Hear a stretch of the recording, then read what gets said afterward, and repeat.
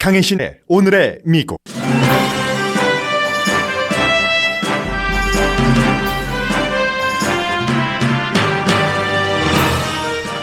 (8월) 실업률이 코로나 바이러스 사태 이후 처음 10% 아래인 8.4%로 내려갔고 일자리도 140만 개가 만들어졌습니다. 그러나 전문가들은 상당수의 일자리는 임시직이고 아직도 2월에 비해 일자리가 1,150만 개 적다는 것을 지적합니다. 7월의 무역 적자는 한 달별로는 2008년 7월 이후 최대폭입니다. 특히 중국과의 무역 적자가 가장 컸습니다. 주식시장은 어제 6월 이후 가장 큰 폭 하락을 기록했지만 아무도 정확한 이유를 알지 못합니다. 지금 미국 경제 상태는 홀에서 빠져나오고는 있는데 그 홀이 너무 깊고 크다는 게 문제입니다. 낸시 펠로시 하원 의장과 스티브 무누신 재무장관이 연방정부 폐쇄를 피할 수 있는 임시 예산안에는 합의했습니다. 그러나 코로나 바이러스 경기 부양책은 합의에 이르려면 여러 과정이 남아 있습니다. 조 바이든 후보는 위스콘신주 방문해서 제이콥 블레이크 가족을 만난 뒤 타운홀 미팅에서 경찰개혁, 교육기금을 통해 더 잘 사는 지역으로 만들겠다는 정책을 밝혔습니다. 말 실수도 했습니다. 트럼프 대통령이 포로와 전사자를 실패자와 어리석은 자들이라고 자주 말해왔다고 애틀란틱이 보도한 뒤 파문이 일고 있습니다. 대통령은 그런 말을 한 적이 없다고 부정했지만 군사 전문 기자가 사실이라고 확인했고 대통령은 또 아들에게 군에 입대하면 유산을 주지 않을 것이라는 말을 했다고도 보도됩니다. 트럼프 대통령이 노스캐롤라이나 주민에게 2번이나 투표를 해야 한다고 말한 것은 오늘도 이슈입니다.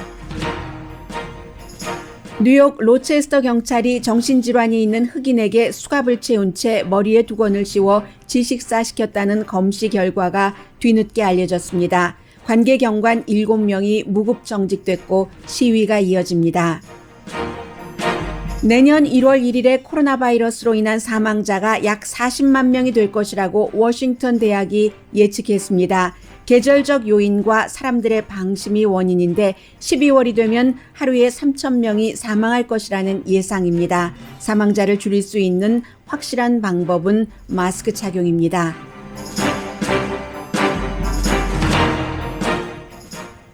여러분 안녕하십니까? 오늘의 미국 강혜신입니다. 오늘은 먼저 레이버데이 연휴가 시작되는 때입니다. 다른 때가 되면은 레이버데이 연휴가 시작되고 나서 본격적인 가을 우리가 맞이하기도 하고 그리고 4년에 한 번 있는 대통령 선거가 있는 그런 해에는 역시 이 노동절이 끝나면서 대통령 선거에 관한 아주 본격적인 캠페인과 여러 가지들이 정리되는 그런 그 시점입니다. 먼저 여러분들께서 노동절 연휴를 끝나고 나면은 경기부양책이 금방 해결이 돼서 나에게 뭔가가 그 이득이 되는가 기대를 하시는 분들도 많이 계실 것 같아서 경제에 관한 것부터 정리를 해드리겠습니다. 8월 달에 실업률이 8.4%. 그러면 이제 코로나 바이러스 사태 이후에 처음으로 이제 그 10% 미만이 되는 겁니다. 그리고 8월 달에 늘어난 일자리도 140만 개, 실업률이나 늘어난 일자리나 전부 그 전문가들이 예상했었던 것보다는 좋았습니다. 전문가들은 실업률은 9.8% 정도 되지 않을까, 그리고 일자리는 142만 개 정도 늘어나지 않을까 했는데 좋았잖아요. 140만 개와 8.4%니까. 그런데 7월 달이나 6월 달에 비교를 하면은 이것도 좀 미미하다는 거죠. 7월 달에는 늘어난 일자리가 지금보다 30만 개 정도는 많은 170만 개였고 6월 달에는 그 전에 없어졌던 일자리가 너무 많았기 때문에 480만 개가 늘어났었습니다. 그렇게 볼 때 아직도 미국은 코로나 바이러스 사태가 발생하기 전인 2월 달보다 지금 일자리가 1,150만 개가 적습니다. 1,150만 개가 몇 개월 사이에 줄어들었는데 지금 뭐 한 달에 140만 개 정도 늘어났다. 이렇게 계속 늘어나도 회복되려면은 오래 걸리잖아요. 그런 부분이 있고 더군다나 이번에 일자리가 140만 개가 늘어난 것은 인구 센서스가 있기 때문에 아직 문답 안 하신 분들 계시죠? 인구 센서스가 있기 때문에 23만 8천 명, 거의 24만 명이 여기에 추가됐습니다. 그런데 이 24만 명은 센서스 모든 것이 정리되고 나면은 끝나는 임시직이기 때문에 이런 것도 생각을 하셔야지 되고, 그래서 결국은 미국 경제는 지금 나아지고 있는 것이 분명합니다. 분명히 4월달, 5월달, 6월달보다 나아지기는 했지만, 그러나 좀 미약한 그 회복률이라고 할까요?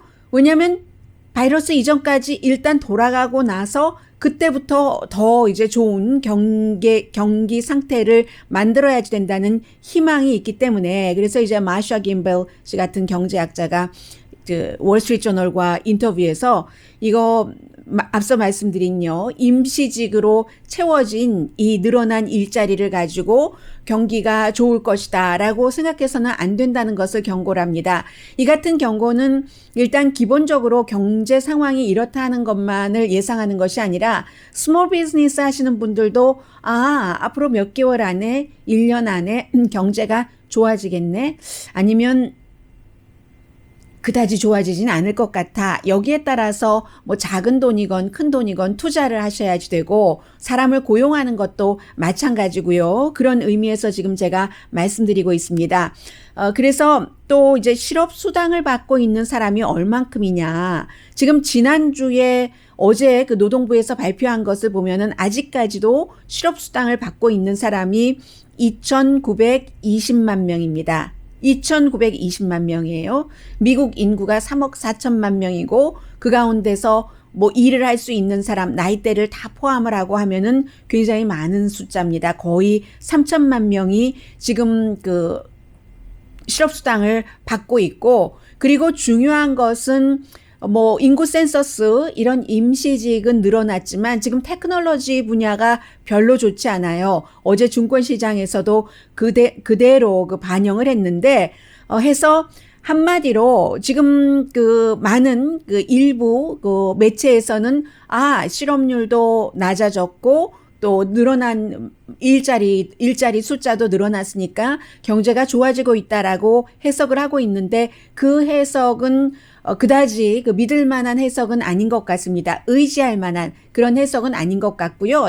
단적으로 보면은 그렇지만 오늘 아침 뭐 NPR 방송이라든가 CNBC, 월스트리트저널, 그리고 경제 분야에서 요즘 강해지고 있어요. 악시오스 이런 데의 여론을 그 전문가들이 얘기한 것을 쭉 종합을 해보면 역사적으로 볼 때 지금 미국 경제는 뭐 배드한 시츄에이션인 것은 당연하고요.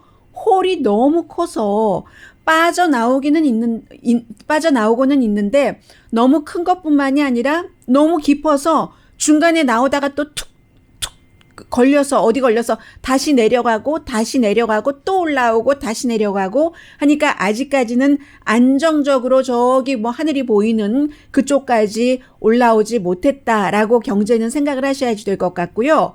주식시장의 경우는 트럼프 대통령이 또 이 다우지수가 29,000이 바로 고지야라고 말을 하고 하루가 채 되지 않아서 어제 그 다우지수가 뭐 800포인트 이상 떨어졌습니다. 810포인트가 떨어져서 2.87%예요. 그렇게 떨어졌기 때문에 지금 어제 28,292로 주식시장은 마감을 했고요.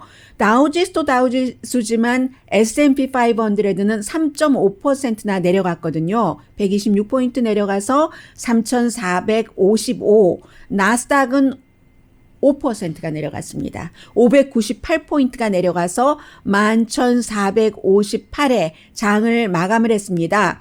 그래서 이 어제의 주식시장은 6월달 이후에 최악의 하루였거든요. 6월달에도 굉장히 주식시장이 나빴다가 또 언제 그랬냐 하고 쭉쭉쭉쭉 회복이 되더니 어제 다시 최악을 기록을 했는데, 어제는 그 테크놀로지 주식이 전부 그 팔자로 돌아섰거든요. 빅테크 그 주식이 다 마찬가지였습니다.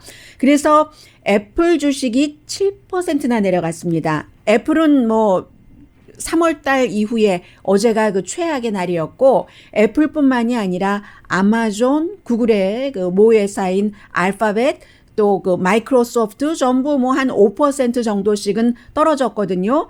해서 뭐 주식 시장 특히 테크놀로지 같은 경우에 뭐 수십 년 만에 가장 좋았다 하던 것들이 지금 조금 그 의심스러운데 문제는 원인이 뭐지? 아니 원인이 뭐지? 라는 것에서 정확한 원인을 아무도 집어내질 못하는 겁니다. 물론 여러 가지 얘기를 할 수가 있어요. 너무 많이 올랐기 때문에 조정을 하는 그런 단계일 수가 있다. 아니면 이윤을 챙기기 위해서 그렇다. 리밸런싱 하기 위해서 그렇다. 여러 가지가 있지만 정확하게 그리고 무역 적자 지금 말씀드리겠습니다마는 무역 적자도 하나의 요인이기는 합니다마는 그렇다고 딱히 그 정도까지 그 하루 사이에 내려가야지 될 만한 원인을 전문가들이 잡지 못한다는 게 중요한 문제로 보이고요. 그리고 미국의 지금 그 무역 적자가 굉장히 큽니다. 그래서 무역 적자가 한 달별로는 지금 7월 달에요. 실업률은 8월 달을 말씀드렸고 지금 무역 적자는 7월 달을 말씀드리겠는데 7월 달에 한 달별로는 2008년 7월 이후에 가장 큰 폭의 무역 적자를 미국이 기록을 했습니다. 7월 달에 무역 적자가 636억 달러였다고 하거든요. 6월 달보다도 100억 달러가 늘어났습니다. 6분의 1이 늘어난 겁니다. 그래서 전체적으로 2010년도 1월부터 7월까지의 무역 적자가 미국이 3,400억 달러. 3,400억 달러가 올 들어서 7개월 동안의 미국의 그 무역 적자입니다. 그래서 이제 그 2016년과 비교를 많이 하죠. 왜냐하면 이제 트럼프 대통령 취임하기 전에 2016년 그때와 같은 기간과 무역 적자를 비교를 하자면 지금 12.6%가 늘어났습니다.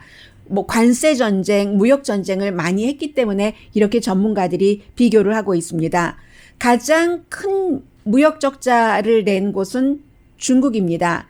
중국이 지금은 일단 그 중지가 됐지만 무역 협상을 하고 미국에 얼만큼 사가겠다고 약속한 것들을 잘 지키지 않고 있기 때문입니다. 그리고 중국은 지금 위협을 하고 있어요. 미국 채권 다 던져버릴까? 뭐 이런 형태로요. 워낙 많이 갖고 있으니까.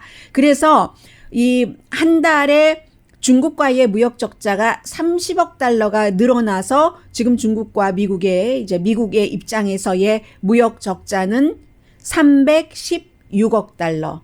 316억 달러입니다. 유럽과의 무역 적자도 늘어났습니다. 그래서 지난달보다 똑같으네요. 이 무역 적자폭 늘어난 것은 유럽은 뭐 여러 국가고 중국은 단일 국가이긴 합니다만은 역시 30억 달러가 늘어나서 중국과 미국의 무역 적자가 316억 달러인데 비해서 미국과 유럽과의 무역 적자는 231억 달러입니다.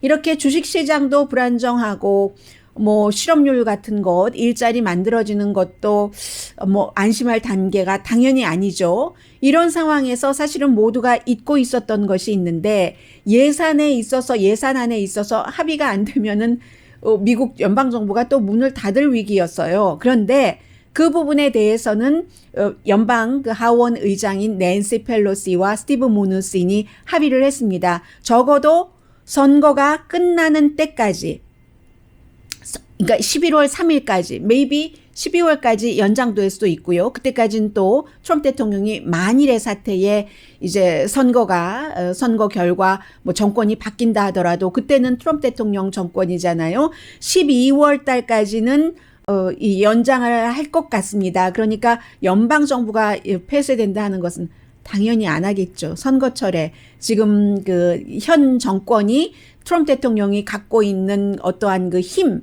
특권 같은 것이 얼마나 많은데 연방 정부를 폐쇄시켜서 그 투표율을 깎는 일은 누가 하겠어요? 절대 안 하죠. 그래서 그것은 합의를 했는데 문제는 이제 노동절 연휴도 끝나고 가을바람도 불면은 나도 일을 좀 해야지 되겠는데 이게 지금 일이 만약에 못하게 될 때 경기부양책은 어떻게 되는가? 경기부양책이 돼야지 또 비즈니스를 하시는 분도 그렇고 여전히 일자리를 잡지 못하시는 분들도 나름대로 대책을 마련할 텐데 이거는 그렇게 쉽지 않아 보입니다. 당연히 지금 이제 휴회고 다음 주에 노동절 연휴가 끝나고 나서 연방 그 상원이 특히 돌아와야지 되잖아요. 상원이 민주당은 하원에서 일찌감치 뭐 3조 달러 규모의 전보다도 더 컸어요. 그런 정도의 경기 부양책을 통과를 시켜놨는데 아직도 공화당에서는 1조 달러하고 3조 달러는 너무 사이가 간격이 크잖아요.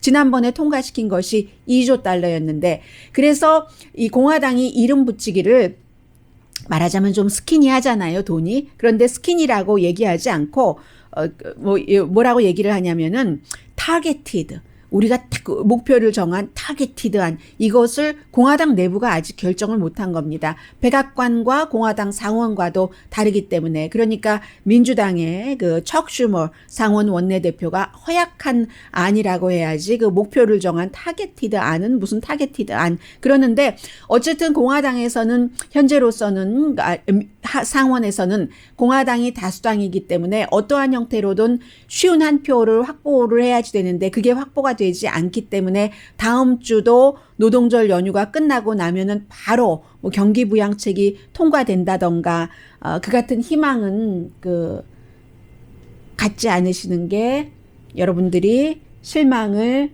덜 하실 수 있다라고 전해드립니다.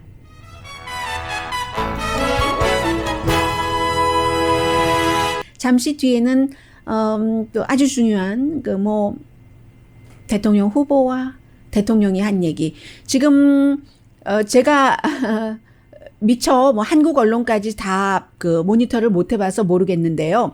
미국에서는 어제 오후부터 굉장히 중요한 뉴스가 있었습니다. 미국이라는 국가가 뭐 남북전쟁 이후에 미국 내에서 전쟁을 치르지는 않지만 전쟁을 끊임없이 수없이 치르는 나라가 미국입니다. 중동에서 다른 나라에서. 그런데 그렇기 때문에 이제 미국 대통령이 가장 중요하게 생각하는 것은 군인이잖아요. First Lady도 군인 가족을 제일 먼저 챙기고 그런데 그 미국 대통령이 한 번도 아니고 두 번도 아니고 시시때때로 전쟁터에 나가서 숨진 용사를 루저다, 실패자다. 그리고 참 어리석다. 이런 말을 했다는 거예요. 그래서 이게 지금 워싱턴에서는 너무너무 큰 이슈고 대통령은 난 그런 말을 한 적이 없다고 하는데 그렇지 않아 보인다는 게 군사 전문 기자들의 취재 발표 내용이고요. 그리고 이제 바이든 후보 어제 위스콘신주에 갔습니다. 잠시 뒤에 이 내용 전해드립니다. 라디오 서울 방송 오늘의 미국 듣고 계십니다. 네, 어제 조 바이든 후보가 위스콘신주의 크노사에 가서 제일 먼저 한 일이 경관에 의해서 지금 이제 하반신 일단 불구가 됐는데 이 제이콥 블레이크 씨가 중환자실에서는 나왔답니다. 아직 뭐 병원에 있기는 하고요. 그래서 한 90분 정도 가족들과 얘기를 했고 그리고 이제 타운홀 미팅에 소방관도 왔고 검사, 일반 주민, 뭐 어머니 많은 사람들이 모여서 뭐 여러 가지 좋은 얘기들을 했죠. 우선 주민들이 우리 크노사가 어떤 곳이 됐으면 좋겠다. 그래서 그러려면 무엇이 필요하겠다 해서 이제 후보로서 교육기금을 좀 준다고 했고 그리고 본인이 이제 대통령이 되면 제일 먼저 백악관의 어떠한 경찰 개혁을 하는 그런 태스크포스 같은 것도 만들겠다는 얘기도 했습니다. 그런데 이제 뭐 이런저런 정책을 많이 얘기를 했어요. 그리고 사법 시스템이 조금 더 공정하게 돌아가겠다고 했는데 뭐 지금 조 바이든 후보가 대통령이 아니니까 제가 자세히 말씀드릴 필요는 없을 것 같고요. 하나 또 이제 말실수를 조 바이든 후보 자주 하잖아요. 어제도 길게 이런저런 얘기하다가 더 길어지면 총 맞겠는데 뭐 이런 식으로 농담을 해서 그 농담이 가십이죠. 농담이 불행한 농담. 왜냐하면 조 바이든 후보에게는 이 말실수라는 것 자체가 아주 큰 약점이기 때문에 그런데 어제도 그 말실수를 했습니다. 그리고 이제 어제 오후부터 잡지 애틀란틱의 제프리 골드버그라는 기자가 있습니다. 이 제프리 골드버그라는 기자는 기자들 가운데서도 굉장히 존중받고 또 기자들도 그 사람이 보도하는 것을 보고 또 이제 추가 취재를 하기도 하고 그리고 뭔가가 특히 이제 젊은 기자 같은 경우 혼돈된다 할 때 제프리 골드버그는 뭐라고 말하지? 하고 그의 의견을 쫓아가서 봅니다. 그래야 이제 확인이 되는 거죠. 그 제프리 골드버그의 여러 가지 보도 내용이 본인의 마음에 들든지 들지 않든지와 상관없이 이제 제프리 골드버그라는 사람을 제가 말씀을 드리는 거예요. 많은 저널리스트들이 꼭 젊은 저널리스트뿐만이 아니라 베테랑 저널리스트들도 제프리 골드버그라는 사람을 굉장히 존중합니다.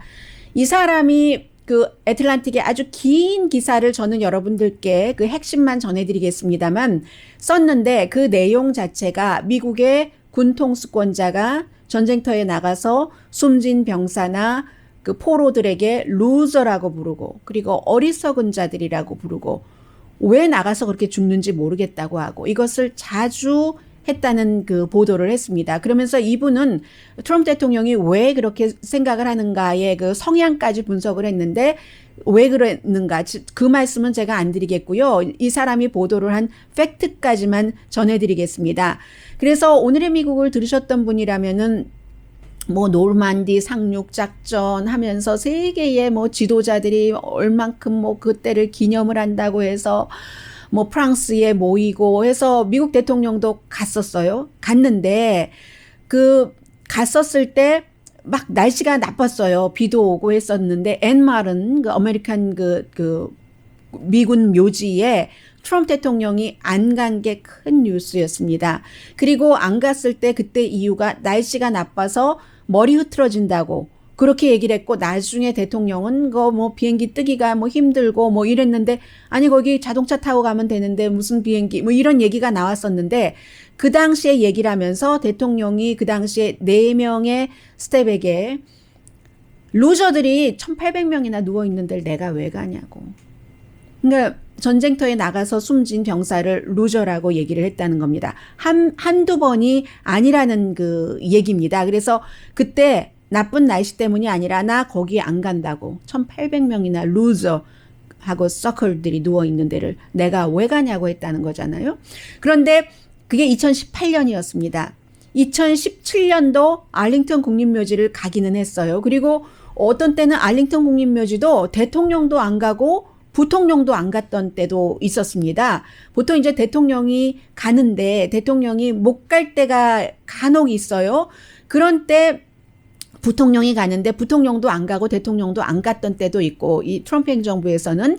그리고 2017년도에는 트럼프 대통령이 알링턴 국립묘지를 메모리얼 데이에 갔는데 그때 갔을 때는 존 켈리가 나중에는 백악관 비서실장으로 갔지만 그 당시에는 국토안보부 장관이었습니다. 이 사람이 해병대 4스타 출신이었는데 이 당시에 국토안보부 장관의 아들이 29살 때 전사를 했습니다. 로버트라는 아들이에요. 로버트 켈리가. 그래서 2010년도에 임무 중에 전사를 했거든요. 그래서 갔어요.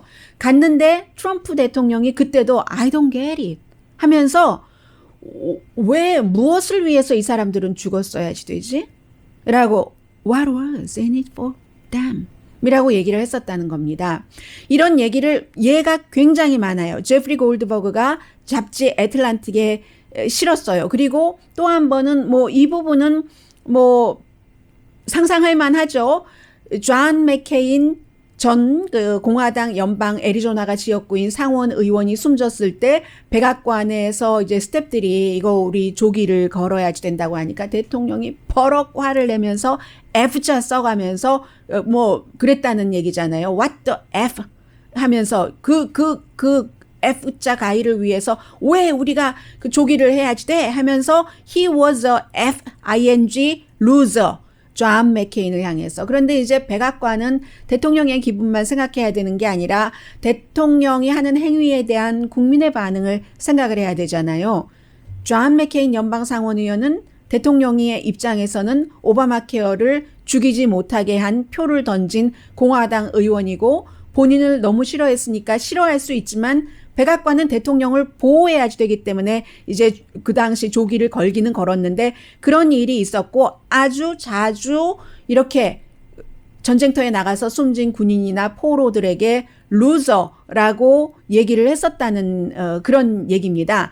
해서 이 제프리 골드버그 씨는 트럼프 대통령은 왜 미국의 군인들이 이제 미국이 말하자면 포로로 잡혀 있거나 아니면 가장 가까운 예가 북한에서 지금 미싱된 그런 군인이나 유해라도 찾아오려고 수십 년을 노력을 하잖아요. 그것을 트럼프 대통령은 도저히 이해를 하지 못한다는 겁니다. 그래서 지금까지 대통령으로서 미군의 숨진 미군의 시신이 올 때 공항에 딱 내려서 이렇게 이 성조 위에 이렇게 관이 씌워져서 오잖아요. 거기에 트럼프 대통령은 4번밖에 안 갔답니다. 아주 적게 간 거예요. 그런데 이제 그런 일들 하면서 이런 일들이 어제 굉장히 빅 이슈였습니다. 그랬더니 트럼프 대통령이 페이크 뉴스다. totally fake다. 어떤 동물이 what animal이라고 했어요. 어떤 동물이 그 같은 말을 할 수가 있단 말이야. 하면서 애틀란틱의 이 보도를 비난을 했습니다. 그리고 나서 이게 이제 오후에 나왔었던 얘기이기 때문에 취재 기자들이 후속 취재를 했죠. 이제 이 같은 군사 문제에 대해서 가장 취재를 잘하는 사람이 본인 자신이 군인이었었던 해병대였었던 것으로 알고 있는데요. 해병대 맞습니다. 해병대 군인이었었던 라포라라는 그런 AP통신의 군사 전문 기자가 있습니다. 이 사람이 어제 MSNBC에 출연을 해서 처음에는 믿질 않았대요. 왜냐하면 군통수권자가 포로나 숨진 군인을 향해서 루저라고 얘기한다는 것을 상상을 할 수가 없잖아요. 그래서 이제 상식적으로 그래서 이제 처음에는 그 말을 믿지 않다가 너무 황당해서 조사를 해보고 본인이 이제 해병대 출신이고 군사 전문 기자니까 어쩌면 제프리 골드버그 씨보다 취재원이 더 많았을지도 모르겠죠. 해서 본인이 취재를 한 결과 맞는 얘기다. 특히 해병대들은 너무 싫어하죠. 1918년도에 파리에서 미군이 독일과 이렇게 대척점을 세우면서 그러면서 있었던 그렇게 숨지고 했었던 이런 것을 말하자면 비하하고 했었기 때문에 맞는 얘기다. 너무 쇼킹했다라고 얘기를 하고 있고요. 처음에는 믿지 않았지만 그리고 나서는 워싱턴 포스트, 뉴욕 타임스, 많은 또 뉴스원을 인용을 해서 이 내용을 계속 전하고 있습니다. 그러다가 지난번에 트럼프 대통령의 조카 메리 트럼프가 있었잖아요. 트럼프 대통령에 관한 책을 쓴 이 메리 트럼프와 한 인터뷰 가운데서 레이첼 메도우가 당시에는 쓰지 않았어요. 쓰지 않았던 뉴스 클립을 하나를 내놓은 겁니다. 트럼프 대통령이 아들 트럼프 주니어에게 너는 군대 가면은 내가 유산 상속 하나도 안 해주겠어. 이런 말을 했다는 얘기가 나오고요. 그래서 지금 이것은 군통수권자이기 때문에 굉장히 큰 문제가 될 가능성이 아주 높고요. 트럼프 대통령이 어떤 애니멀이 군인에 대고 그런 얘기를 해 라고 본인이 반박을 했지만 트럼프 대통령이 직접 했었던 적도 있죠. 존 맥케인 연방 상원 의원에게 he's not a hero. 왜냐하면 6년 동안이나 베트남 전쟁에서 포로로 잡혀 있으면서 팔도 장애인이 됐고 평생 그 이후로는 머리도 못 빗고 해서 못 올리니까는요. 손을 와이프가 머리 빗겨주거든요. 신디 맥케인이. 그랬는데 그에게 he's not a hero라고 하면서 나는 잡힌 사람을 좋아하지 않아. 라고 얘기를 했었던 적이 있습니다. 그래서 maybe, may not 이게 지금 너무 많은 매체들이 지금 추가 취재에 들어갔기 때문에 트럼프 대통령에게는 좋은 일은 아니죠. 더군다나 얼마 전에 현역 군인들과 군인 가족들이 여론조사를 해봤더니 바이든 후보에게 트럼프 대통령, 현 대통령보다도 더 많은 지지를 보였기 때문에요. 그래서 지금 이게 굉장히 미국에서는 핫한 이슈라는 것 전해드립니다.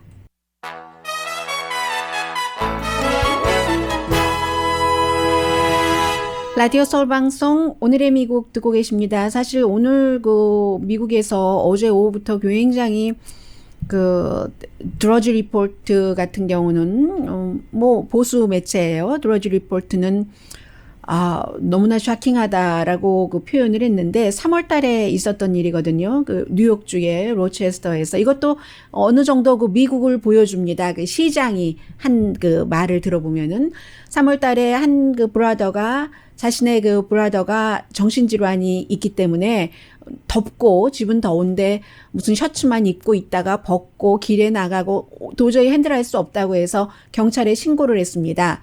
경찰이 왔어요. 와서 길에 나가 있다고 그 브라더가. 그래서 경찰이 왔는데 그 경찰이 몇 개월 뒤에 알려진 것을 보니까 비디오가 나왔는데 그 비디오가 너무나 보기 힘들어요. 그 비디오를 보니까 완전히 그 옷을 벗고 있었고 그리고 그에게 수갑을 채우고 있었고 길에서 머리에다가 이제 뭐 봉지 같은 것을 이렇게 씌운 뒤에 수갑을 찬 채 그리고는 땅에 눕게 하고 약 2분 정도 걸렸답니다. 그가 움직이지 않게 되기까지. 그리고 나서 이제 가족들이 뭐 응급 그 처치 같은 것도 하고 했는데 병원에 실려가고 나서 7일 만에 숨졌죠.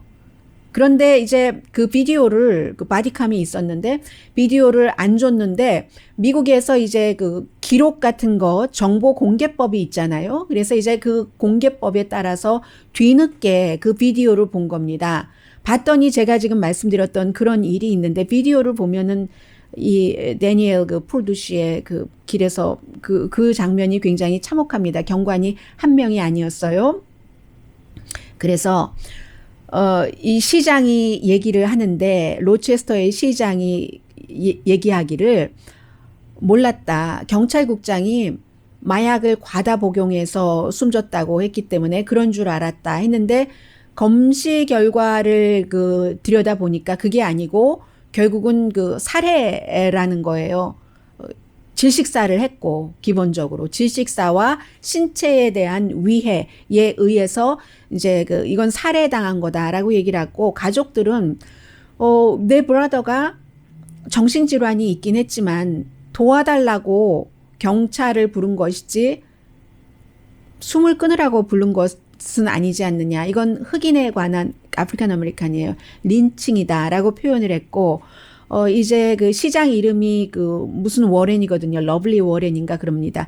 이 시장이 여자예요. 여자 시장이 얘기하기를 나 정말 몰랐다. 8월 4일에야 이런 일이 있었다는 것을 알았고 경찰국장이 그렇다고 하니까 마약 과다 복용이라고 하니까 그런 줄 알았다라고 얘기하면서 우리 모두의 실패라고 시인을 했습니다. 경찰국 실패했고 그리고 우리의 정신질환자를 그 케어해야 되는 그 멘탈 헬스케어 시스템이 망가진 게 사실이고 우리 사회 그리고 나도 by me 시장인 나 자신도 그 모든 것을 관리를 해야지 되는데 하지 못했기 때문에 나도 실패했다. 저는 이 말씀을 드리고 싶어요. 보통 자신의 직접 인볼브가 되지 않았으니까 과실을 시인하지 않는데 이 시장은 날 잘못했다 했고 여기서 또 문제가 되는 것은 시위가 이제 시작이 됐거든요.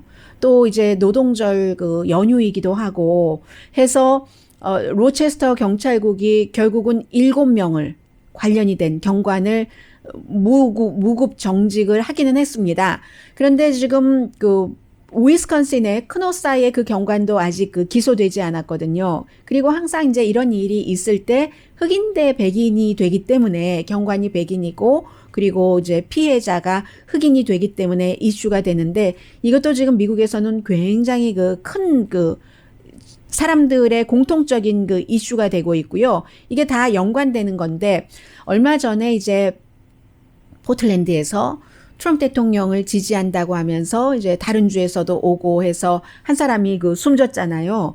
이 패트리엇 그 플레이어의 멤버가 숨졌는데 그를 살해한 사람을 총으로 그 살해한 사람을 결국은 체포하는 과정에서 연방법집행관이 그 용의자를 사살을 했습니다. 어제 있었던 일이에요. 포틀랜드 경찰이 개입을 했고, 그리고 이제 이런 때는 이제 도망자를 잡는다고 미국 시스템이 그 로컬 경찰만 일을 하는 게 아니라 연방 그 도망자를 잡는 전담반이 함께 일을 해서 48살입니다.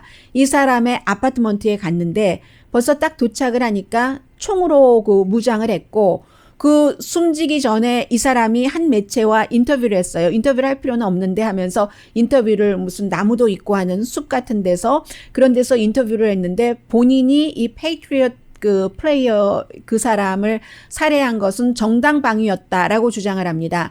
트럼프 대통령이 위스콘신 커너사에서 시위대에게 총을 쏴서 시위대 2명을 숨지게 하고 1명을 다치게 한 17살 청년이 아마도 자기 정당방위였을 거야 라고 얘기를 한 것과 마찬가지 얘기를 이 사람이 하는 겁니다. 트럼프 대통령을 지지하는 사람을 숨지게 한 이 사람이, 그 사람들이 무장을 하고 나와 나의 주변 사람들에게 그 뭐 페인트볼 캔 같은 것을 던지고 있잖아요. 해서 내가 그를 맞았고, 실제로 맞았고 쏘지 않았으면 내가 죽을 수 있는 상황이기 때문에 나는 정당방위였다. 숨지기 전에 이런 얘기를 했고요.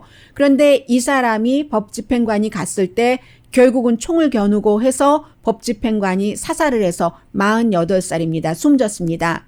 본인이 페이스북에는 한번 그 안티파라고 스스로 이제 무정부주의자이기도 하고 안티파라고 얘기를 했는데, 지금 오늘 아침 그 현지에서 취재해서 나오는 것을 보면은 안티파를 지지하기는 하지만 뭐 정확하게 안티파는 아니다 이런 얘기도 나오고, 이것도 또 하나의 미국인 거죠. 트럼프 대통령을 지지하는 측이나 트럼프 대통령을 지지하는 것을 반대하는 이 사람은 시위대를 지지를 했거든요.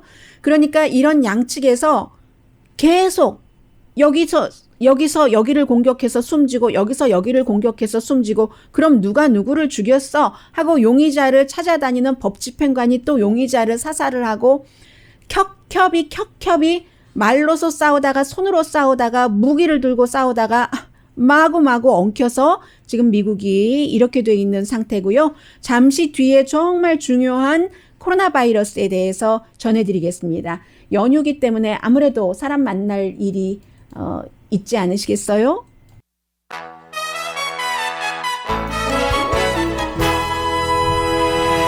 라디오 서울 방송 오늘의 미국 듣고 계십니다. 지금 실시간으로 얘기해 주시는 분들께서 저를 더 꼼꼼한 사람으로 만들고 있어요. 맞습니다. 스피드백, 침 뱉을 때 하는 것을 로체스터에서 정신질환이 있는 사람에게 씌웠고요. 부검은 질식사라고 했고요. 살해라고 했습니다.